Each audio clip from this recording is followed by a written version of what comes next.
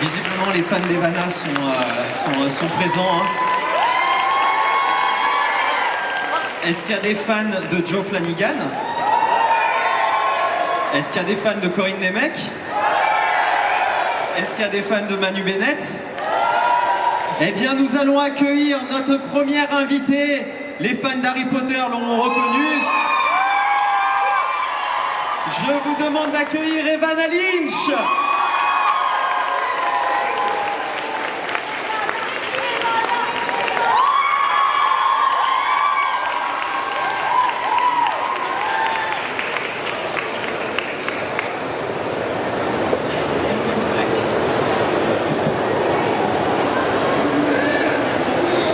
Et maintenant, je vous demande un tonnerre d'applaudissements pour Joe Flanigan.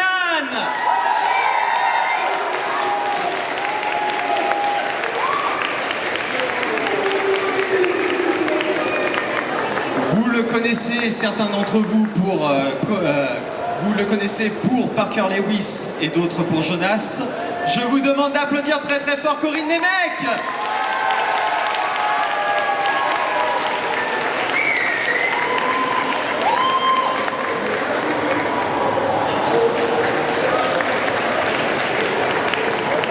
Et enfin, je vous demande un tonnerre d'applaudissements pour notre Spartacus, Manu Bennett.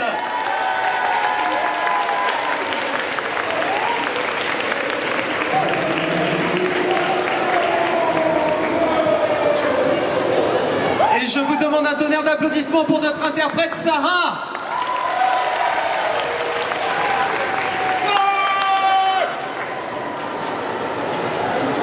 Je pense qu'on va faire tourner les micros. Alors, est-ce qu'on peut avoir quelques micros en plus, vous pensez? Ok, on est réduit en termes de micros, mais c'est pas grave, on va le faire tourner. En même temps, je vais arrêter de bavarder, on va dire. Comme ça, vous pourrez vous poser vos questions. En tout cas, c'est un immense honneur de pouvoir vous recevoir sur ce plateau. It's a pleasure for us. Everything is fine? Are you enjoying? Ok. Wonderful. Ok. Eh bien, écoutez, on refait encore un tonnerre d'applaudissements pour eux.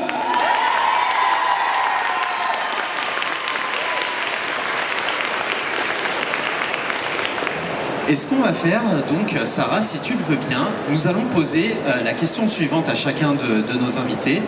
Comment ils en sont arrivés, en fait, sur leur licence culte? Pour Evanna sur Harry Potter, pour les autres sur Stargate, Spartacus, etc., etc.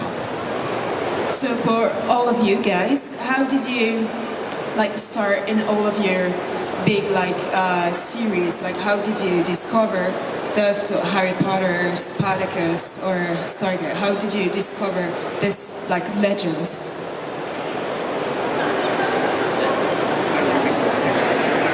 Well, I think the first thing that happens when you're young, you know, you have this idea of the films that you watch and the TV shows that you watch, and I think you don't know what it is or how it happens, these productions, and then when you maybe become a teenager at school, you do a school production, and maybe you do music, maybe you do dance, maybe you do cosplay, maybe you express yourself in some way, and then one day you get the acting bug, which means you go and start learning how to become an actor at a school or a class or something, you know.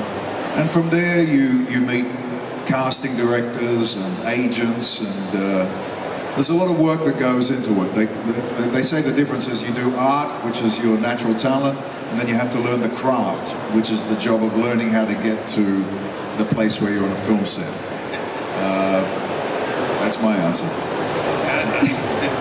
Donc quand on est jeune, on commence en fait en regardant plein de séries, de films qu'on connaît, on commence à être passionné en regardant tout ce qu'on peut découvrir à la télévision. Et ensuite, quand on devient adolescent, on va commencer à vouloir exprimer son propre art. Donc ça va être en faisant de la musique, en faisant du théâtre, donc ça va vraiment évoluer au fur et à mesure des années. Et en fait, au bout d'un moment, au fil du temps, on commence à découvrir donc, le théâtre, l'acting, et on va avoir l'opportunité de rencontrer beaucoup de gens, comme des directeurs de casting, qui vont permettre au fil des années de pouvoir voilà, donc avoir des opportunités de travail. Et ça permet vraiment de découvrir plein de nouvelles personnes. Et il dit qu'il y a quelque chose, en fait, on exprime son art et au fur et à mesure des années, on apprend vraiment la technique de tout ce qui est comment devenir acteur. Donc c'est très important. For me, I grew up in the entertainment business. My mom and dad both were in the entertainment business as artists, and so I started acting when I was very young, when I was 11 years old, professionally in Hollywood. But I ended up getting the role on Stargate totally by accident. I was at MGM corporate offices auditioning for something completely different, and the casting people passed by me while I was sitting outside working on my material, and they had just got the notification that they were introducing Jonas Quinn to the series, and I knew the casting directors from auditioning for other things for them in years past, and we just had a chat, a very casual chat, and they suddenly looked at me and they go, "You know what, you'd be great for this new role we have on Stargate." And I was like, "Oh really? Well, that sounds good to me." And they sent up some material. I didn't even audition for it. They just sent my demo tape up there to Canada. They watched it and offered me the job. And I was like, shebang! So it was great. It was a great show to be on. I mean, what an incredible sci-fi show. And it's been a huge blessing over the years to be a part of it. Donc il a grandi en fait dans l'industrie déjà du cinéma, ses parents font partie du milieu. Il dit qu'il a commencé à jouer quand il avait 11 ans. Donc c'est vraiment, il a grandi avec ça. Et il s'est vraiment retrouvé dans la série Stargate vraiment par hasard. Il était en fait en train de faire une audition pour totalement autre chose. Et donc il attendait dans une salle et il y a en fait le directeur de casting de Stargate qui passait à ce moment-là. Il avait déjà vu plusieurs fois pour d'autres séries auxquelles il avait auditionné.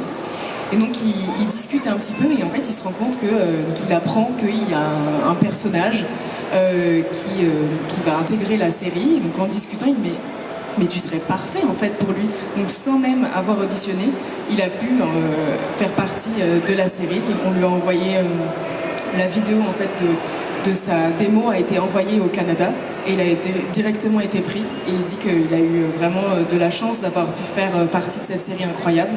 Et donc il est vraiment très, très heureux d'avoir vécu ça.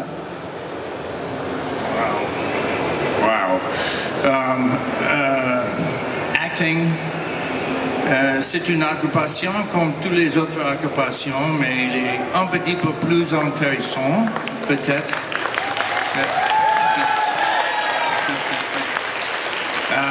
Il y a beaucoup de travail. Aussi, il est très difficile de trouver. How do you say role? A role. Yeah. Il est très difficile de trouver un rôle. Très difficile. Et when I was a kid, I didn't think about acting. J'ai découvert une acting après université. J'ai 20 ans, j'ai 25 ans. Et maintenant, je suis un acteur. Ça, c'est incroyable. Oui. So, I enjoy it. Désolé, je parle un petit peu français.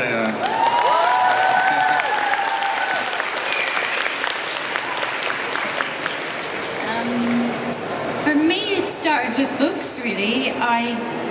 Like so many of you, I just was so enamored with, these fantasy worlds, and I really wanted to be part of them.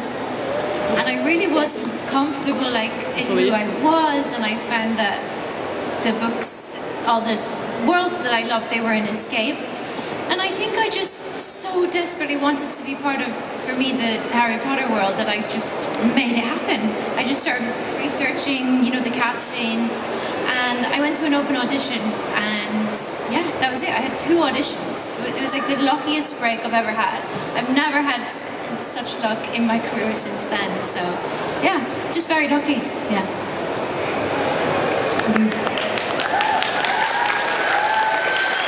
Pour Evanna, c'était vraiment un peu comme beaucoup d'entre vous, c'est par la lecture qu'elle a été vraiment passionnée au début.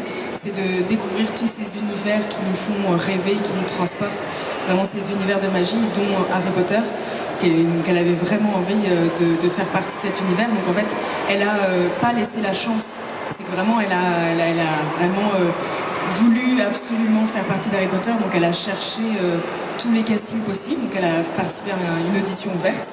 Et donc elle a fait 2 auditions et elle a dit que c'est le moment le plus chanceux de sa carrière et elle n'a pas eu cette chance-là ensuite dans sa carrière. Donc elle a vraiment, c'était un miracle pour elle d'avoir pu être prise dans cette série.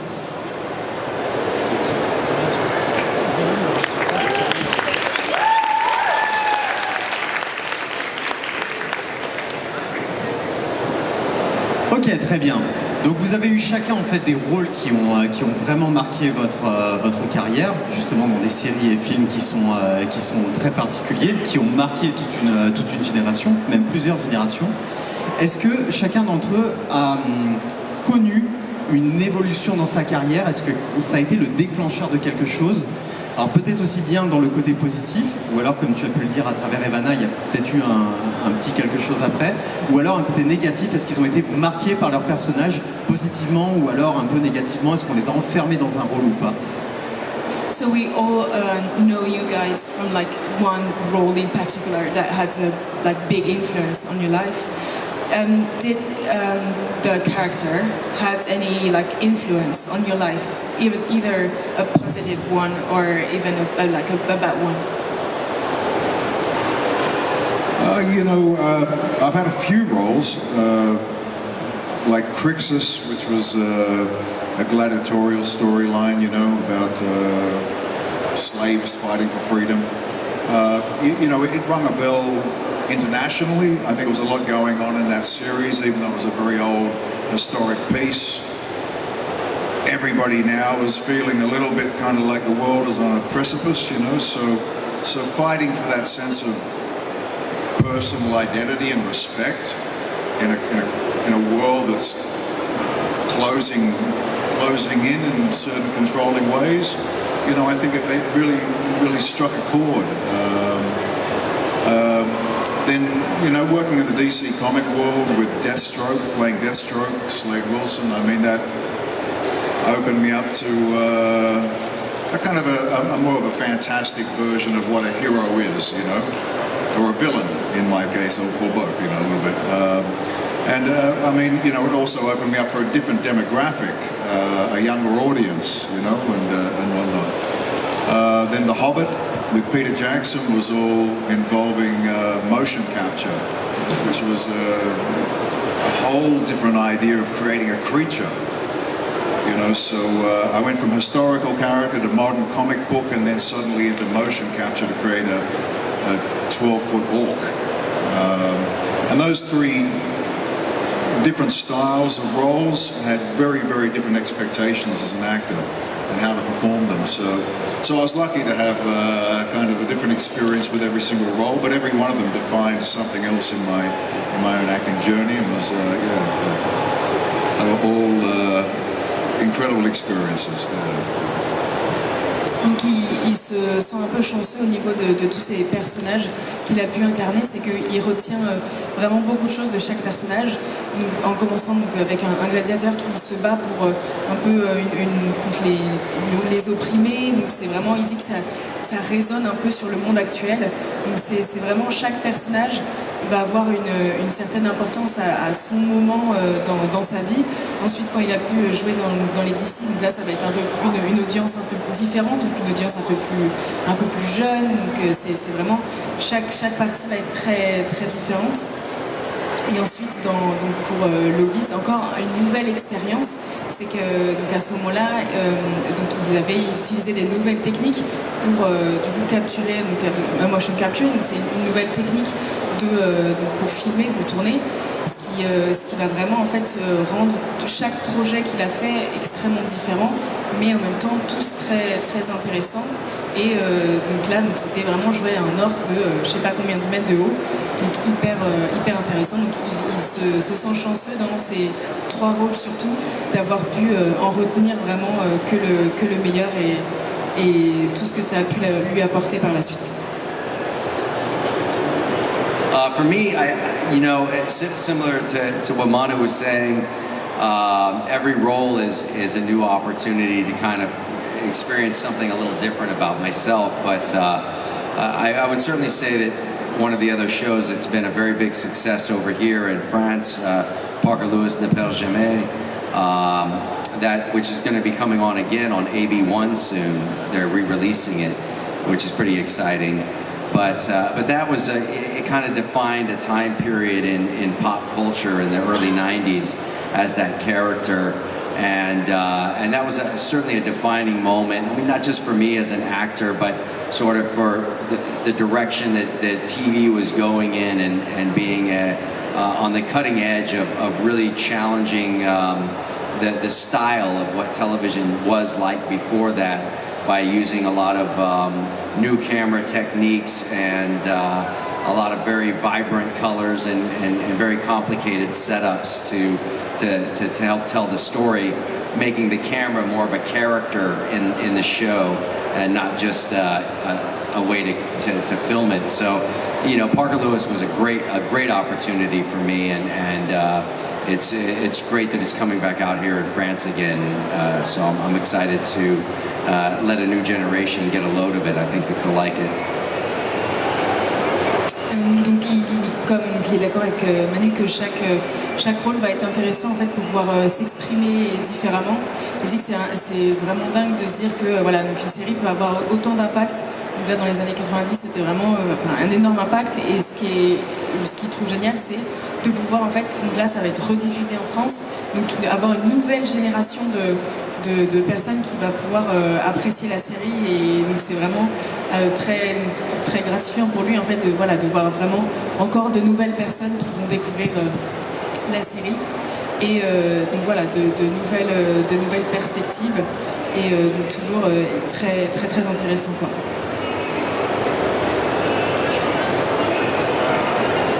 J'ai eu beaucoup des autres rôles que Shepard, mais normalement, mon expérience est très différente que le caractère. Mais avec Shepard, je suis très similaire. Parce que je suis un petit peu cowboy et Shepard aussi. Mais avec tous les autres rôles,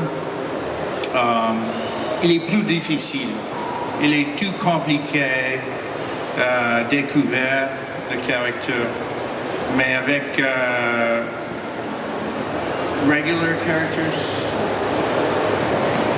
oui, personnel normal, il est plus facile avec une regular actor. C'est une caractère avec beaucoup des épisodes. Avec un personnage récurrent dans la série. Oui. So, normalement, nous sommes plus confortables avec un rôle régulier dans la télévision. Avec un film, il est un petit plus difficile. Un character,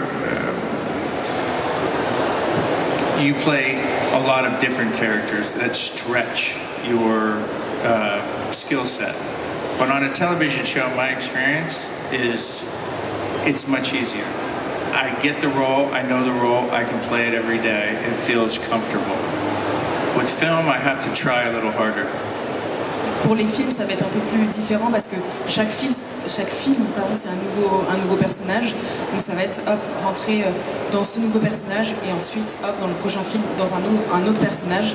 Donc ça c'est un peu plus difficile pour lui, alors que dans les séries c'est ok. Là je sais que ce personnage-là va être récurrent, donc je sais que je vais interpréter ce personnage-là pendant plusieurs temps. Et donc ça va être plus simple pour lui de s'identifier au niveau du personnage et de continuer.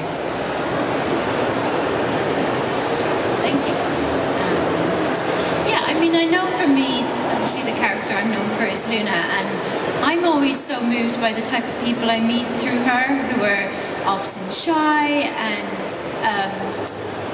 just very introverted, and so I feel like a responsibility to represent those kind of people well. And also, she's such a positive person, you know, she comes on the page and she makes you feel at ease because she's so at ease with herself. So I think before Luna, I mean, when I was a kid, when I was 12, 13, I had a lot of negative thoughts, and I think playing this character made me realize you got to cut that out. You know, you can't be using negativity as a defense mechanism anymore, because Luna is someone so positive who makes people feel so comfortable in the world. So I wanted to, work on that, and I do work on that. And she also just makes me feel like when I'm in a room like this, where it's tons of people and it's intimidating, I just feel like she is just herself, and that's enough. So that's got to be enough for me too. Sorry, I'm blabbing on now, but just lots of thoughts. I think as well through her, like I've realized the types of characters I get are generally eccentric or neurodivergent, maybe is the other word for it. And that's made me more comfortable with that in myself. Like over the years, I've kind of gone, why do I never get the normal gals? I don't get those parts. And it kind of made me realize I'm just more interested in people who just process the world differently. So yeah, that has really helped me personally. Sorry, you can forget half of that. Donc voilà, son personnage, elle se rend compte que grâce à ce personnage-là, elle a pu rencontrer beaucoup d'entre vous qui lui racontent toutes les histoires en fait, comme quoi Luna a aidé beaucoup de gens. Parce que c'est un personnage vraiment lumineux et qui n'a pas peur d'être qui elle est vraiment. Et donc elle dit qu'avant Luna, elle avait 12 ans, c'était une enfant, une ado. Et qu'à cette époque-là, avant d'avoir ce personnage, elle avait beaucoup de pensées assez négatives. Et au fur et à mesure, pendant le rôle, au fur et à mesure, elle découvrait aussi Luna. Elle s'est dit, ok, il faut que j'arrête d'avoir ces pensées-là. Comment est-ce que Luna pourrait penser? Et elle se rend compte que ça l'a vraiment aidée au fur et à mesure des années. Et de temps en temps, elle se demande, ok, mais pourquoi d'ailleurs personne, j'arrive pas à jouer d'autres rôles que des personnages un peu excentriques, et on se dit au final peut-être que c'est un personnage qui me correspond bien parce que je me sens plus à l'aise de jouer un personnage comme ça, et donc ça peut permettre aussi aux gens de s'identifier à des personnes un peu plus un peu plus excentriques, et que le personnage l'a aidé beaucoup, surtout sur ce point-là.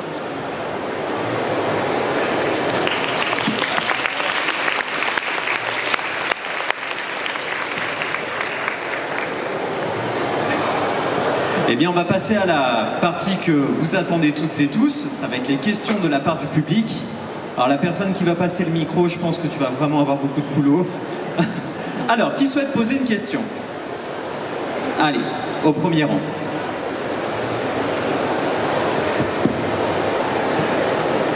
My question is for Evanna.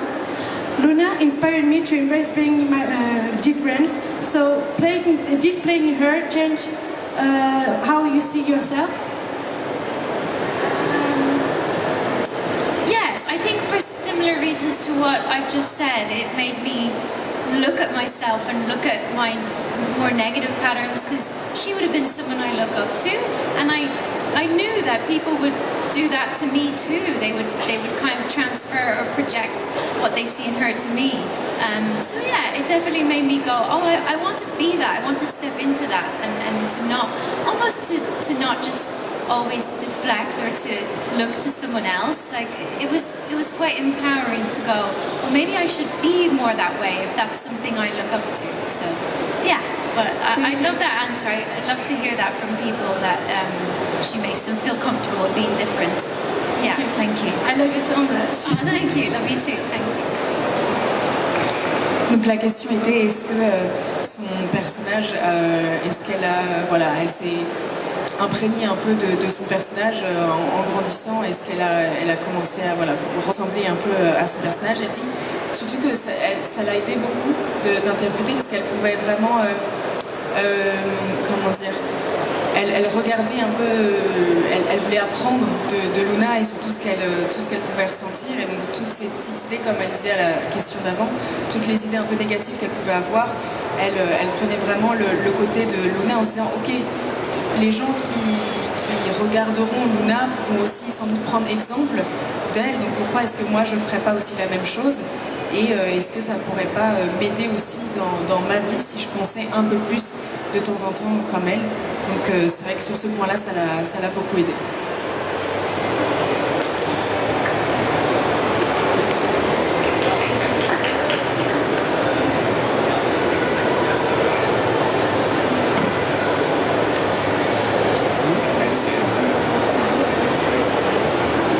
Bonjour, dans la nouvelle série d'Harry Potter, et surtout, est-ce que tu adores Voldemort?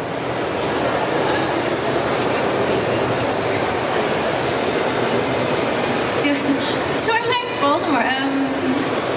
No, I have nothing to do with the series. No, that I feel like I'll always have this connection to the world, but creatively, that chapter is finished for me, and I'm very eager to see who takes on the role, definitely, and to see what they do with it. Do I like Voldemort? That feels like a bit of a trick question. I don't know. He's in a way, he's charismatic, but I don't understand really his obsession. Oh, look, you're giving me the nails and everything. I'm so sorry, my Dark Lord.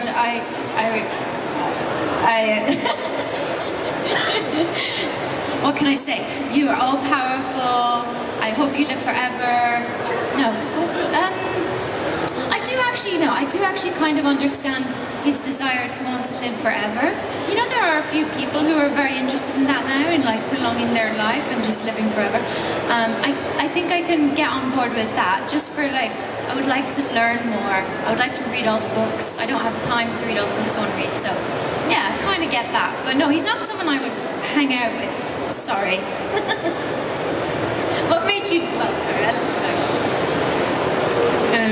Donc non, elle ne sera pas dans la série, même si elle dit que voilà, ça fait partie de son histoire et de sa vie, mais c'est quelque chose qu'elle met de côté, mais elle a hâte de voir qui reprendra son rôle, bien sûr. Et pour Voldemort, elle dit c'est un peu une question un peu dangereuse. Donc elle dit ouais, voilà, c'est pas quelqu'un avec qui elle aimerait passer trop de temps, même si elle peut en un sens comprendre un peu, même si bon, il fait vraiment une obsession là-dessus, sur voilà, donc, pouvoir vivre éternellement. Et elle dit qu'en ce moment, il y a encore des gens qui souhaiteraient vivre éternellement. Donc elle dit, c'est vrai, bon, mais elle te dit quand même, bien sûr, tu es le plus majestueux, tu es le plus grand sorcier, voilà. Mais voilà, elle passerait pas, désolée, mais trop de temps avec toi non plus.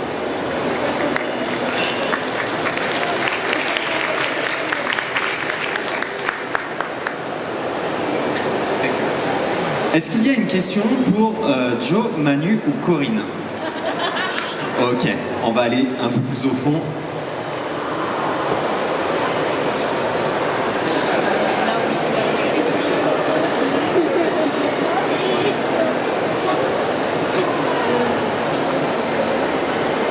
Hello.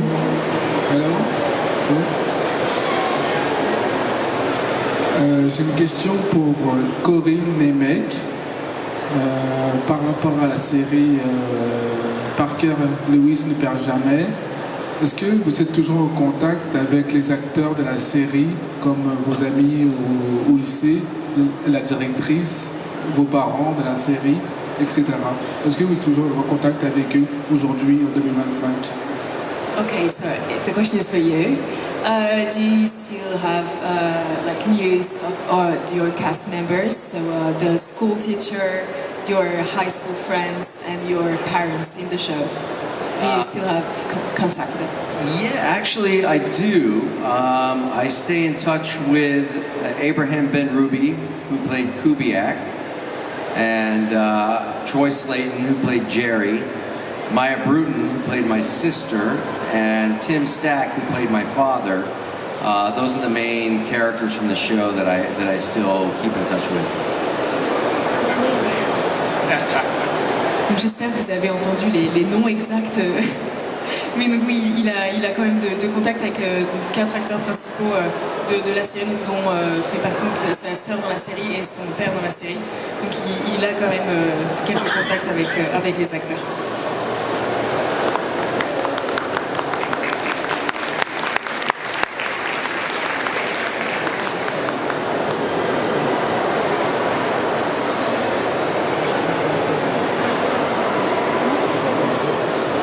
Bonjour, ma question est pour Joe et Corin.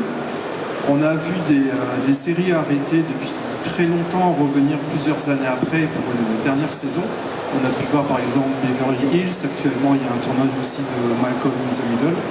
Je voulais savoir si c'était quelque chose qui vous dirait de faire une énième saison, plusieurs années après, de Stargate Atlantis et de Parker Lewis.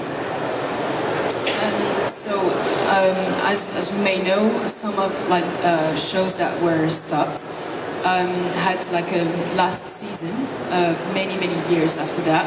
Would you be into like making another season of your shows? Would you be able to do that? Oui, absolument, mais j'ai plus des ans. Je suis vieux maintenant. Mais ouais. Like Joe was saying earlier, working on a series is the best work. It's, there's longevity to it. You know what you're doing. You know your character, and the longer that the series goes, the better off your life is going to be in the long run. I assure you. So, I would definitely, most assuredly, come back and do Stargate again. And plus, like Joe knows too, great crew, great team of writers. Wonderful environment to work on. I've worked on some other shows in the past that were not very pleasant, and I might say, I won't go back to that. But the series Stargate in all of its incarnations, fantastic. Donc oui, ce serait vraiment quelque chose qu'il aimerait faire, surtout c'est ce qu'il disait tout à l'heure, c'est vraiment le fait d'être dans une série qui il y a une certaine longévité, c'est de pouvoir interpréter le personnage, une certaine facilité de pouvoir continuer sur le long terme, d'avoir le même personnage. Et il a rajouté, il aimerait bien du coup refaire parce que l'équipe était vraiment géniale, que ce soit tout ce qui est comment les écrivains, vraiment toute l'équipe. Mais ce qu'il a dit, j'ai tourné dans d'autres séries où je dirais peut-être pas, à cause de l'équipe qui n'était pas aussi géniale en fait que l'équipe de Stargate. Donc c'est en partie ce qui le pousserait à dire oui si jamais pour une énième saison.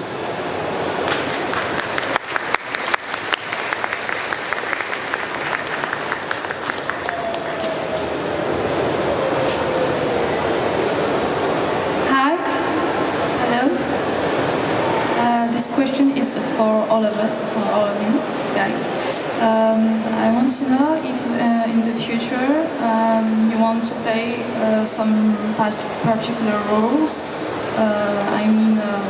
Do you want to explore new franchises, new genres, or for example, be more on more independent projects?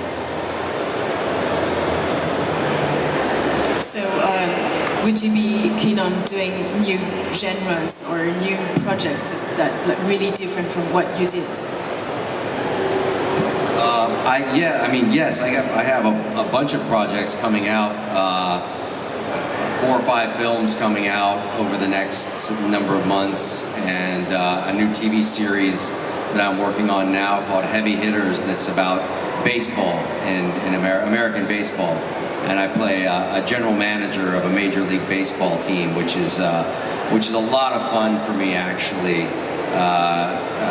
Rocky Piconich is my name, and it's unique because having to play a general manager of a major baseball team, it's a different kind of persona than I'm used to, and it's a lot of fun to put on that that character and play the top dog, you know, the big boss. So it's enjoyable. And I won't go into all the names of the films coming out, but you can check imdb.com. Donc il a, dans les prochains mois à venir, il a 4-5 films en fait, qui vont sortir. Donc il dit n'hésitez pas à regarder un peu, il va pas se lancer dans dire tous les noms des films qui sortent. Mais voilà, donc si vous voulez regarder sur internet, il y aura toutes les informations. Il a aussi une série qui va bientôt sortir, où en fait il est responsable d'une énorme équipe de baseball donc, aux États-Unis. Et il dit que c'est vraiment intéressant de mettre en fait une nouvelle casquette un peu, d'avoir un rôle très différent de ceux qui jouent d'habitude. C'est voilà, une nouvelle corde à son arc, comme on dit, qui a été très, très intéressante à faire.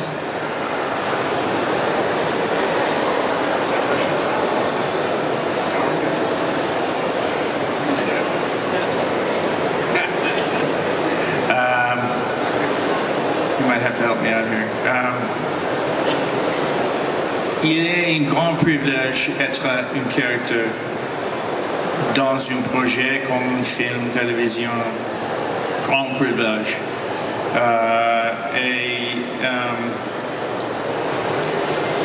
As an actor, I always want to try new things and different things. It's very funny, when you're an actor on a TV show, sometimes that's the worst thing for your acting, because you become so comfortable in a role. And when you step off of it, it actually, you may have a difficult time transitioning to another character right away. Tu comprends?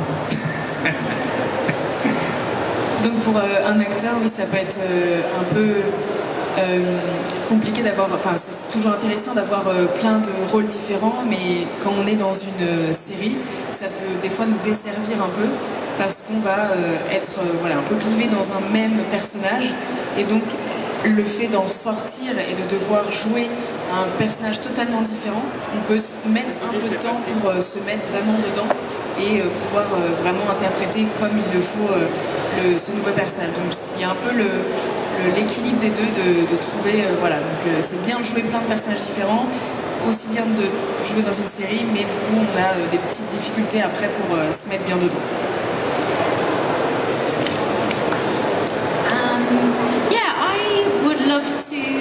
I would love to do a TV series. I never have. I would love to get comfortable.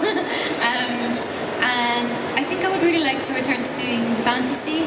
Yeah, I just realized that in recent years I started reading a lot more fantasy again, and it's my first love. And yeah, as I say, I kind of struggle when I have to play someone too normal. I don't know what that is about me. I just relate more to like magical creatures and elves and stuff. So that's my goal as an actor at the moment, to do something like that. Yeah.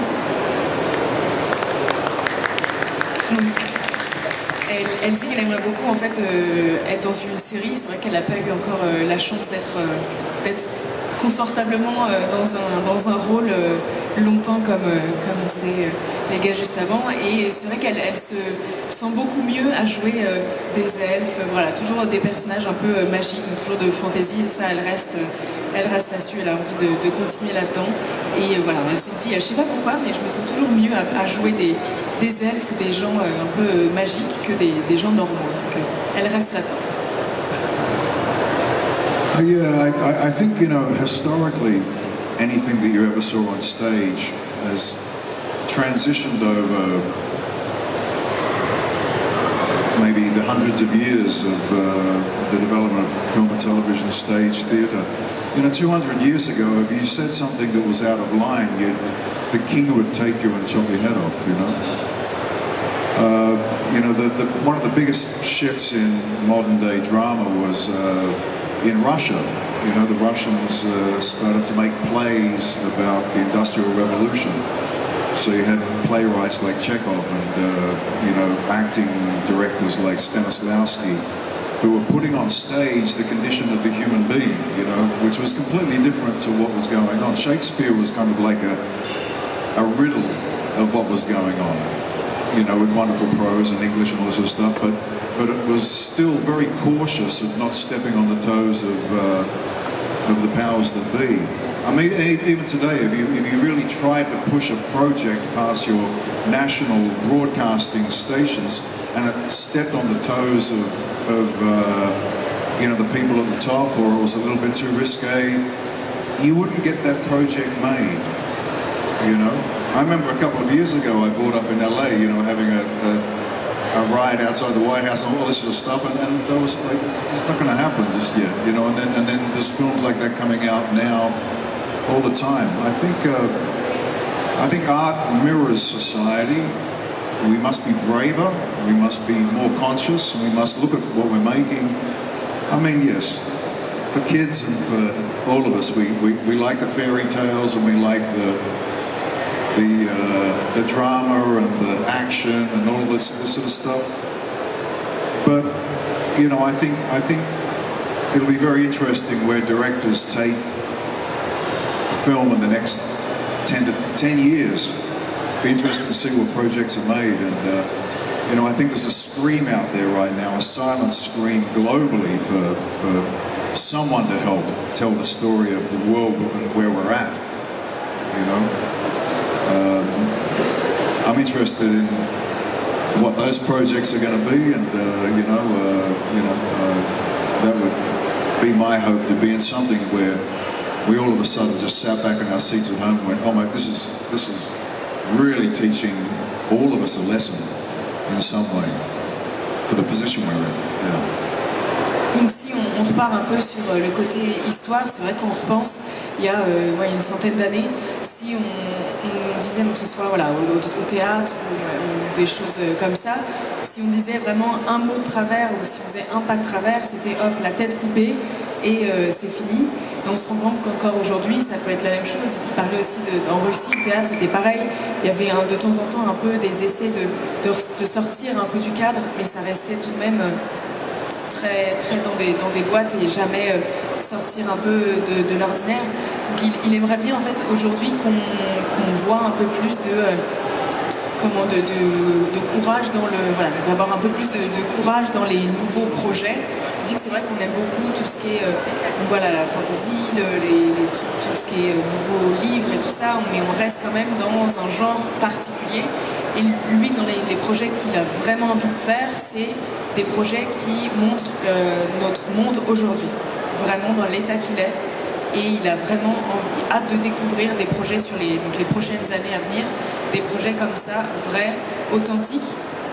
Et avec donc il disait qu'il n'y a pas longtemps, il est arrivé à Los Angeles avec un nouveau projet qui a été pas du tout retenu parce qu'en fait, avec des idées trop avancées et des idées un peu trop réelles qui en fait n'ont pas été acceptées. Donc c'est ce qu'il dit, dès qu'on a des idées qui sortent un peu trop de l'ordinaire ou qui sont un peu trop réelles, terre à terre, ça va être directement rejeté et mis de côté. Donc c'est sur ces projets-là qu'il a vraiment envie de travailler sur les prochaines années. But can I add one thing? What he said is very interesting because I believe that storytelling is the single most important form of communication in civilization. I don't think it's through the books and the newspapers so much. I think it's through storytelling. And it's a privilege to be part of the storytelling process.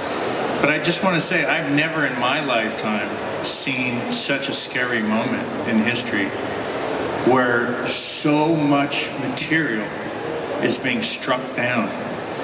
People are getting fired.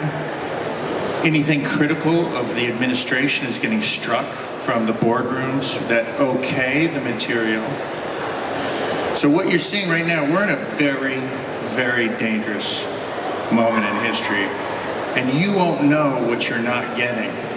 I see what we're not getting. It's very scary. And storytelling is important.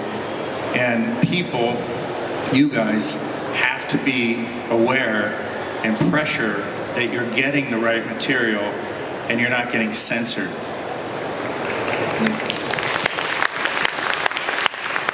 La façon dont on va raconter en fait une histoire, c'est vraiment ce qui est le plus important en fait, plus que regarder les journaux, toutes les informations, tout ça. Au final, c'est vraiment comment une histoire va être racontée.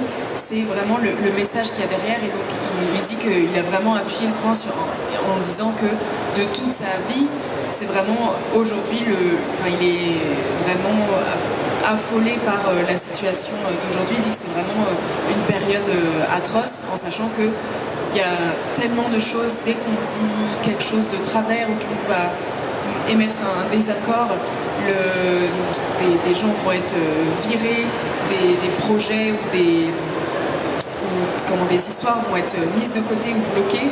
Donc, ce qui est assez dingue, et surtout que vous vous rendez pas vraiment compte de ce que vous n'avez pas accès, de ce qui a été bloqué, mais eux s'en rendent compte. Ils voient tous les projets qui sont annulés, qui sont mis de côté, et donc ils vous conseillent de faire attention à tout ce que vous pouvez entendre, de vraiment vous informer de la bonne manière et pas n'importe où, et donc de vous rendre compte un peu de la gravité de tout ce qui se passe. Merci beaucoup. Et c'était, je pense, la dernière. C'était effectivement la dernière question. Nous vous remercions d'avoir été présentes et présents.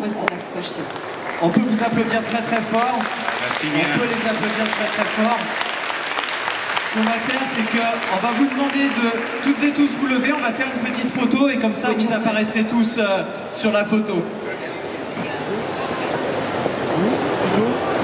Allez, n'hésitez pas à vous rapprocher.